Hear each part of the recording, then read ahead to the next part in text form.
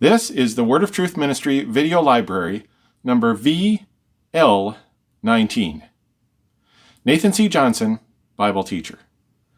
I greet you in the faith and fellowship of our great God and Savior, the Lord Jesus Christ, whose we are, whom we love, and whom we serve.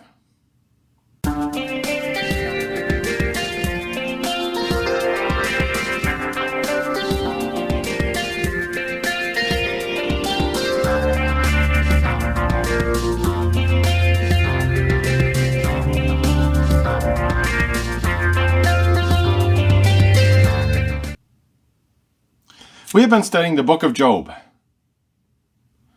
and we saw that Satan had insisted to God that Job only obeyed and served him because of the good God did for him.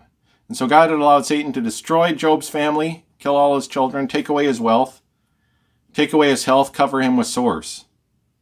And Job is in a pitiable state.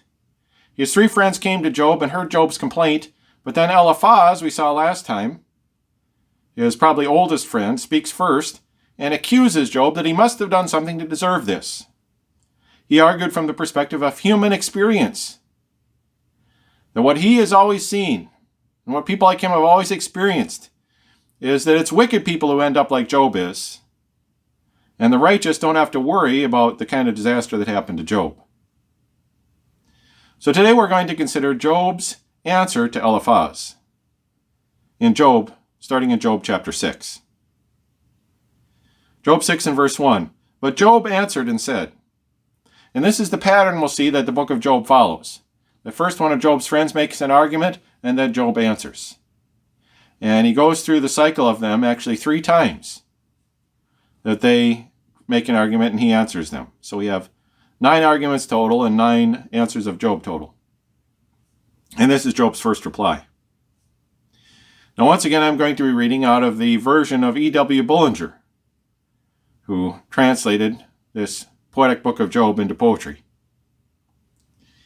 Verse 2, oh, that my woe could be exactly weighed, and my bemoaning set in scale therewith. So Job's complaint is that his grief and calamity are not really being considered and appreciated by his friends. What Eliphaz says was just a lot of nice-sounding platitudes, and yet had Eliphaz really weighed in the balances really the extent of Job's calamity? How could Job have done anything just in the secret on the sly that would be worth such terrible, terrible penalty? Verse 3, the woe more heavy than the sand would weigh. 'Tis this that makes my utterances wild. So he says, my grief is heavier than wet sand. Don't you see how bad this is, he says? And then he says, if my utterances are wild, and remember Eliphaz had said his words were justified by the fact that what Job said just has to be answered. It has to be answered, Job. What he said was terrible. It has to be answered. He says, well, if my utterances are wild, isn't this understandable in light of my grief? Couldn't you have taken it a little easy on me, considering what I'm going through? Verse 4, for Shaddai's arrows now stick fast in me. The heat whereof my spirit drinketh up. God's terrors now against me are arrayed. Well, he says, Shaddai's arrows stick fast in him. Shaddai is God as the all-bountiful. Now, normally he's the bountiful one who gives his good gifts. Yet what he's given Job is arrows that stick fast in him. Now, notice that Job assumes, just like his friends do, that this calamity that comes upon him is all from God. God has done it. God has brought it about. It's God's fault. It's God doing this to him. And the arrows that stick in him are Shaddai. See, he has no concept that they're Satan's arrows, which is what in fact they were. For Shaddai's arrows now stick fast in me. The heat whereof my spirit drinketh up. Then God's terrors, and that is Eloah, the venerable God, God's terrors now, the God who should be worshipped. God's terrors now against me are arrayed. Verse 5, will the wild ass or tender herbage bray? Or lows the ox while fodder he doth eat? Well, no, of course these animals don't do this. They're too busy eating to make these sounds. These sounds they make when they're hungry and have no food and are asking for it. And they don't make these sounds during eating. Verse 6. Can tasteless food be eaten without salt? Or is there any taste in white of egg? Well, of course, when food has no flavor, one puts salt on it to bring the flavor out. And the white of an egg really has no flavor. Of course, you have to use salt on the egg. Verse 7, the very things my soul refused to touch are, as it were, my uninviting food. So he says basically things I wouldn't have thought of eating, never even considered it before this calamity, are now my regular food in my illness. Now what Bullinger translated uninviting is the word for illness there in Hebrew. Now, he says the things my soul refused to touch, that's the Hebrew word nephesh. And it basically refers to your appetites or your desire. The thing that I had no appetite for, I had no desire for, is now what I eat. And of course, he doesn't just mean food, he means this calamity. Verse 8, oh, that my prayer might come before my God, that Eloah would grant my heart's desire. So he's praying to God and he feels like God isn't hearing him. And he says, oh, if only he would. If only God would hear my prayer. And if only Eloah, again, the venerable God who ought to be worshipped, if only he would grant my heart's desire, my expectation or my hope. My one expectation is that God would hear me, he says, if only Eloah would grant me that. Verse 9, that it would Eloah please to crush me quite, that he would loose his hand and cut me off. Eloah, again, God who is venerable to be worshipped. He says, this is my one hope that I wish he would grant me, that he would just kill me completely. You know, he keeps doing all these terrible things to me and not killing me. If only he would just finish the job. If only he would just do me in, he says. Then I would finally get relief. Verse 10, I then should comfort find. Yea, e'en in this, though he spare not, that I could yet endure, the Holy One whom I have not yet denied. So basically he says that death would bring the comfort that he has not yet found in life. And he says, I could take it if God stopped sparing me, if God killed me. Yet notice, the Holy One whom I have not yet denied, he still insists in his integrity. I haven't denied God. I know I haven't, he says. Eliphaz says, I know you have. Job says, I know I haven't. Verse 11, but what then is my strength that I should hope? Or what mine end, though I be patient still? So he says, why should I be patient? Why should I prolong my life? In Hebrew, it's actually prolong my soul, my nephesh. He says, what's the point of my soul continuing? What's the point of my still being alive? There's nothing left for me. Verse 12, my strength, has it become the strength of stones? Or has my flesh become like flesh of brass? He says, how strong do you think I am, Eliphaz, that I could stand up under the things that have happened to me? Am I a stone? Am I brass? That I could take such calamities and still be strong and stand up to these terrible calamities and say, oh, this is easy. I'll just come to God and he'll take it all away. You think I'm a stone? You think I'm brass? Who could act that way? Verse 13, alas, if my help lie not in myself, all that is stable hath been driven from me. He says everything stable I could have hoped in, that I could have hoped would bring stability and some comfort to my life, it's all abandoned me. Everything I thought I could rely on in bad times, including the help of my God, of course, it's all gone. He says the only thing I have left to hope in is myself, and look at me, look how weak I am. Look how sick. I have no help. Verse 14, e'en to the afflicted love is due from friends, e'en though the fear of Shaddai he forsake. So now he goes to another argument. He says, look, one like me who's in the middle of a terrible trouble like I'm in the middle of, he should expect love from his friends, shouldn't he? That his friends would love him and help him? Now he says, even if someone really had forsaken Shaddai, he's not saying he has forsaken the all-bountiful God, but even if he has, his friends should still love him. His friends should still care about him. Verse 15, but my friends prove elusive like a brook, like streams whose flowing waters disappear. He says, my friends, when I look for them for help, they're like someone who's like looking to a brook for liquid, for water, for a beverage, and the brook just disappears, just when you need its water the most. Verse 16, and are not seen by reason of the ice or of the snow which falling covers them. So he says, my friends are like this stream covered by ice and snow. So you go to it for refreshing water, and it's out of reach. It's under the ice and snow. You can't get to it. And he says, my friends are like that.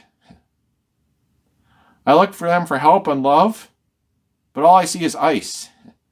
No refreshment, no help. Verse 17, what time it waxeth warm, the streams dry up. When it is hot, they vanish from their place.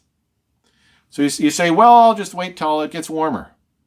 And then the stream will melt, and then I'll get liquid from it, and then I can drink the water. Well, no, he says, as soon as it gets warm, the stream evaporates. It's gone. In the winter, it's frozen. As soon as it gets warm, it evaporates. He says, you, my friends, are like that. I could wait and wait. I'll never get anything from you. Verse 18, they turn aside from out their usual course, are lost, are gone up into empty air. So he says these streams, they just disappear from their water course. There's just a dry water course. They perish, abad again. They're destroyed. These streams. Abad is related to destruction. Abadon. Verse 19, the caravans of Tema look about. The travelers of Sheba long for them. Now Tema means desert, and Tema was the name of the 9th son of Ishmael. Now Ishmael's sons were known to be traders, traveling merchants. And so here we have this Tema, desert, Ishmael's son. He comes to the stream and it's not there. And then the travelers from Sheba. It means 7 or an oath. Of course, we're all familiar with the land of Sheba from the Queen of Sheba. I think that makes a lot of people think Sheba is a woman's name, but no, Sheba is a man's name. She was the queen of the land of Sheba. The land of the oath, or of the 7. So these travelers from Tema and from Sheba look for liquid at this stream, this watercourse, and yet it's gone. It's dried up. There's nothing there. Verse 20, they feel ashamed that they had trusted them. They reach the spot. They stand and are amazed. So these travelers are ashamed by the fact that they put trust in this fickle stream. They thought, this is where we'll get water in the wilderness. This is where we'll get water in the desert. And they come up to where the stream was and they just stand there. They're amazed. What do we do now? They're confounded. The stream's gone. What do I do? Verse 21, and thus it is with you. Ye come to me, ye see a fearful sight and are dismayed. He says that's what it's like with you. You come to me like this stream coming to me to offer help. But you're just like these who come to the brook and don't know what to do. They see Job and it's just such a terrible sight. The calamity that happened to him is so terrible. They don't know where to turn, so what do? They attack Job for having this calamity happen to him. The only thing they have to fall back on is, oh, Job must have deserved it. So that's why it happened to him, and it couldn't happen to me. Verse 21, came ye because they said, give aught to me, or of your substance bring to me a gift? He says, did you come because I asked you to come? Did I ask you for something? Did I ask you for a gift? Of course, he certainly didn't ask them to come to accuse him. Verse 23, or snatch me from the adversary's power, or ransom me from the oppressor's hand? Well, these are more things he didn't call on them to come and do. He never asked them to come and do these things. Verse 24, teach me, I pray, and I will hold my peace, and make me understand where I have erred. So he challenges them. He challenges Eliphaz and the rest. If you're so smart, Teach me what I actually did. Show me what my error actually was. You say I did wrong? Tell me what the wrong is. Show it to me. Explain it to me. Verse 25, how forcible are words of uprightness, but wherein doth your arguing convince? He says, upright words are forcible.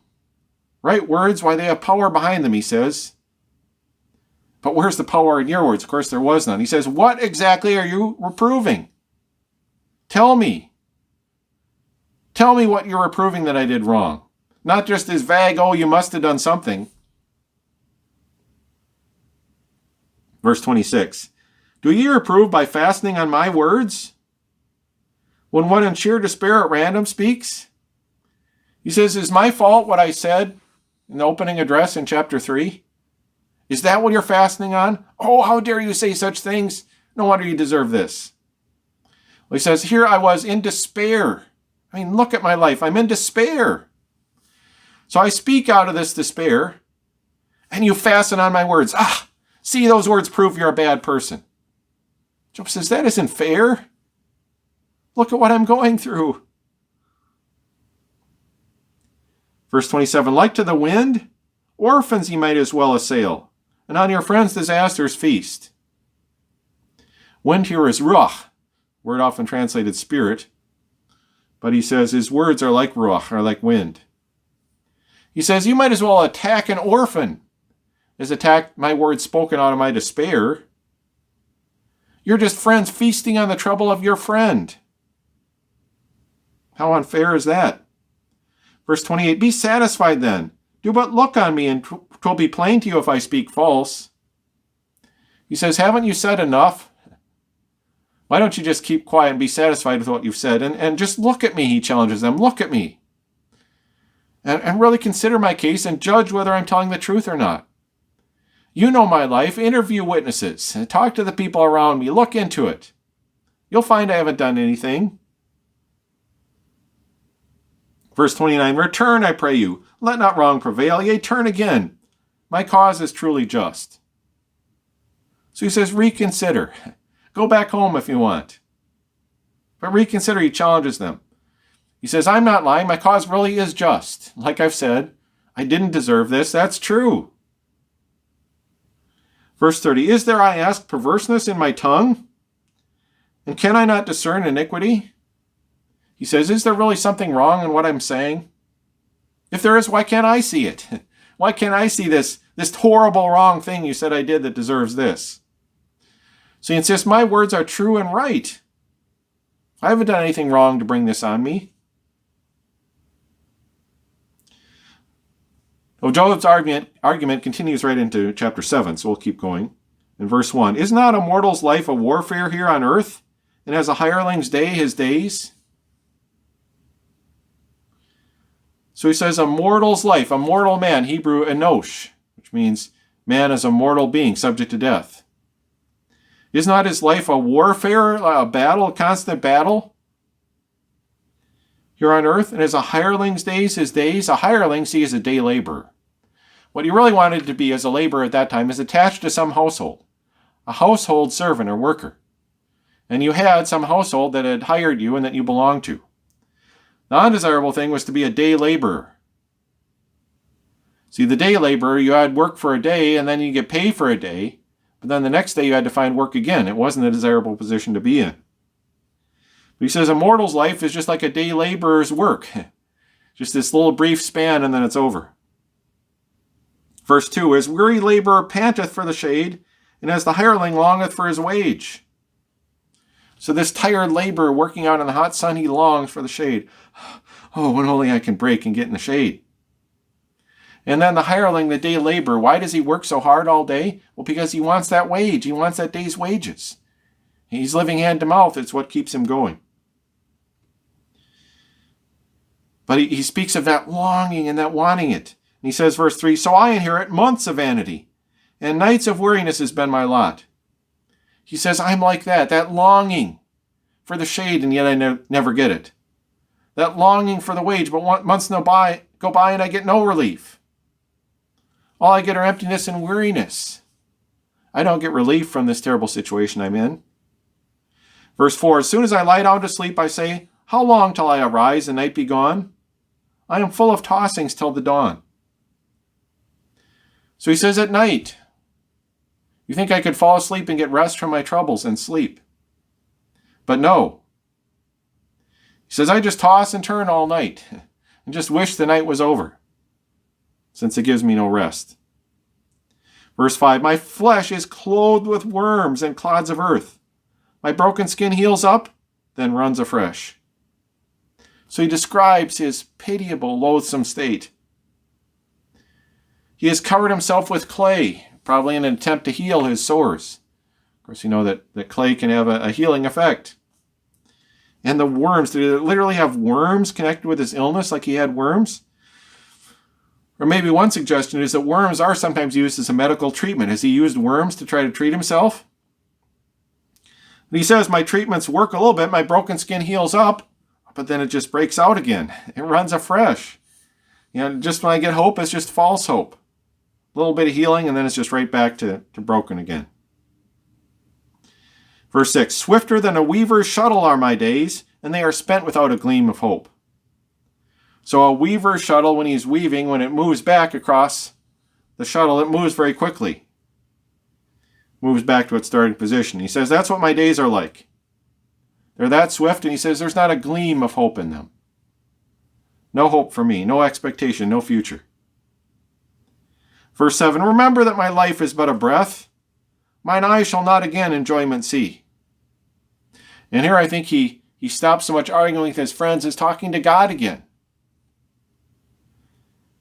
Of course, his friends should remember these things too, but God, he says, remember my life is just a breath, a ruach, like a spirit, a passing wind, it means in this case. Mine eyes shall not again enjoyment see. I'll never be happy again, he says. Certainly he felt like that, and it looked like it. Verse 8, the eyes that see me now will see no more, but thine will see me, though I shall not be. And he thinks death is the only way this could end. What hope do I have but death? Yet he says, though other eyes, these eyes of these friends won't see me, your eyes can see me, God. You can see me though in death you can see me. Verse 9, as wasted cloud that vanishes away, so he that goes to Sheol comes not back. Now grave here is it has it in the King James Version, that is the Hebrew Sheol. And Sheol is a word used in Hebrew. It's used for both the righteous and the wicked go to Sheol when they die. And it's not a place of living, it's a place of death. Sheol is basically the state of death. We don't have a word for that in English. We have a word for poverty, that's the state of being poor. We have illness, that's the state of being sick. Feebleness, state of being weak. But we don't have a word for deaditude, the state of being dead. But that's the Hebrew word Sheol, the state of being dead. But it's death as a state, a temporary state, with resurrection in view. Not destruction, not final death, but death with resurrection in view is Sheol. But he says, like a cloud that vanishes, a cloud that dissolves. Does a cloud that dissolves come back? No, it's gone for good. So he says, the one who goes to Sheol doesn't come back. Just like a cloud that vanishes away and doesn't return. Verse 10, no more doth he return unto his house. The place that knew him knoweth him no more.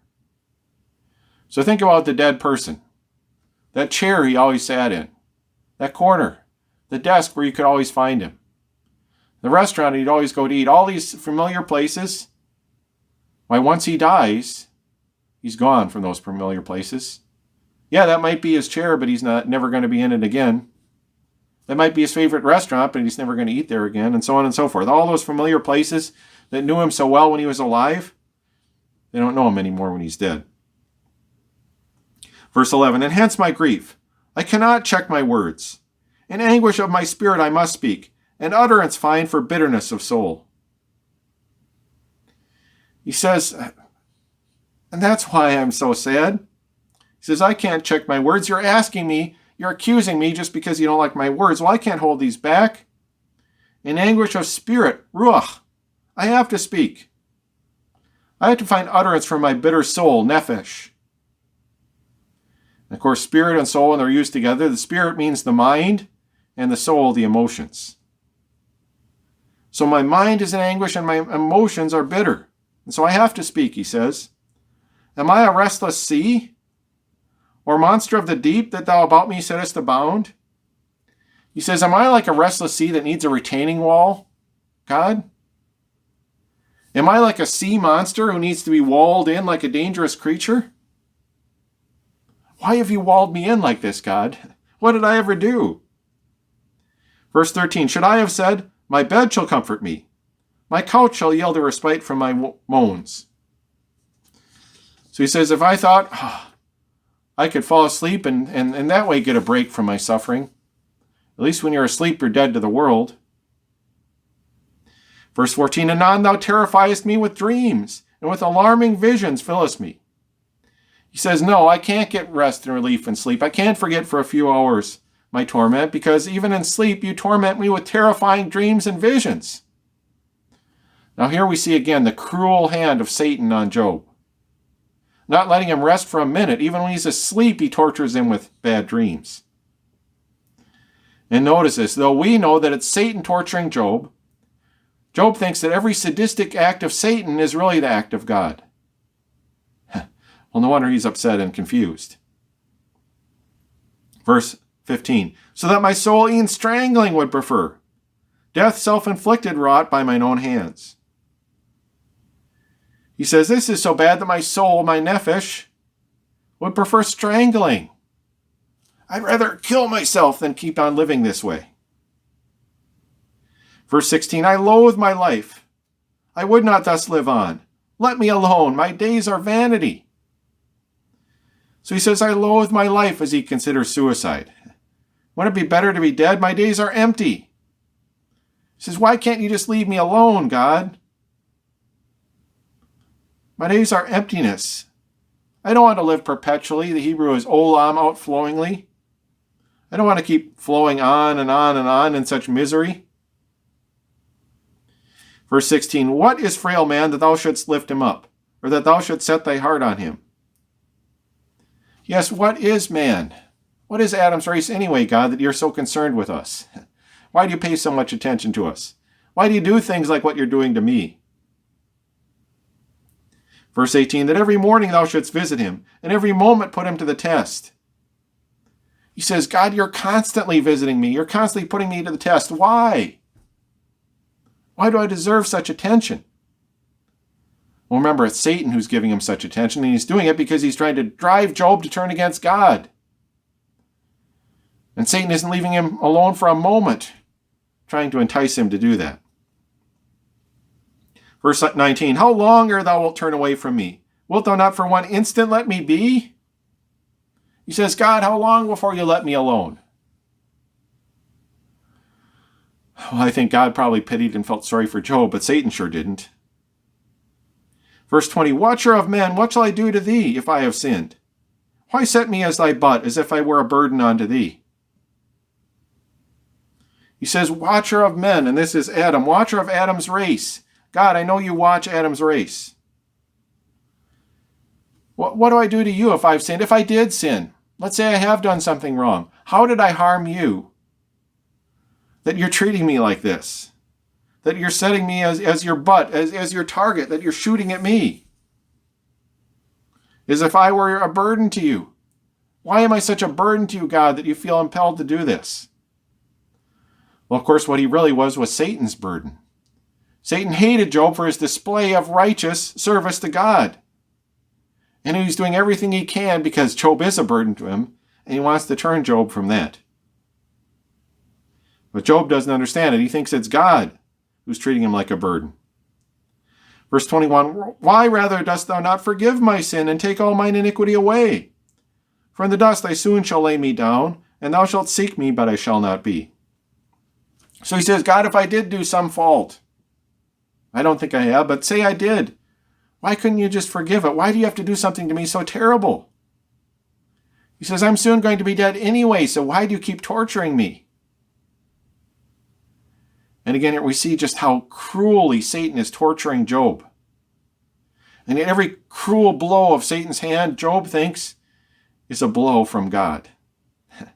Well, no wonder poor Job is troubled and confused, when all he's done is serve God as faithfully as he knew how.